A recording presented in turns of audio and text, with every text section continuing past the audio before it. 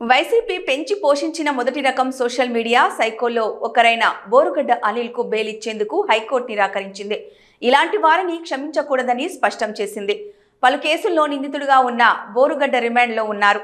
తాను అమాయకుడినని, తనపై తప్పుడు కేసులు పెట్టి అరెస్టు చేశారంటూ ఆయన బెయిల్ పిటిషన్ దాఖలు చేశారు.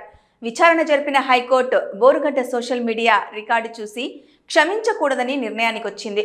సోషల్ మీడియాలో అసభ్య పోస్టులు పెట్టడమే పిటిషనర్ పనిలా మారిందని వ్యాఖ్యానించారు. బోరుగడ్డ అనిల్ తాను జగన్ మనిషినని చెప్పి ఇష్టం వచ్చినట్లుగా దూషణలకు పాల్పడేవాడు. చంద్రబాబు, పవన్ కళ్యాణ్లను చిటికలో చంపేస్తానని అనేవాడు. వారి ఇంట్లో ఆడవాళ్లపై ఎలా మాట్లాడేవాడో చెప్పాల్సిన పని లేదు. ఇవన్నీ వైసీపీ పెద్దలకు ఎంతో వినసొంపుగా ఉండేవి. అందుకే అతను ఎన్నో దందాలకు పాల్పడ్డాడు. ప్రభుత్వం మారిపోయిన తర్వాత పారిపోయాడు. కానీ ఓ రోజు రహస్యంగా వచ్చి ఇంట్లో ఉండడంతో కనిపెట్టి అరెస్టు చేశారు. అప్పటి నుంచి జైల్లో ఉన్నాడు. ఈ మొత్తం వ్యవహారంలో అసలు బోరుగడ్డ ఎవరో తమకు తెలియదన్నట్లుగా వైసీపీ నటిస్తుండడం విశేషం.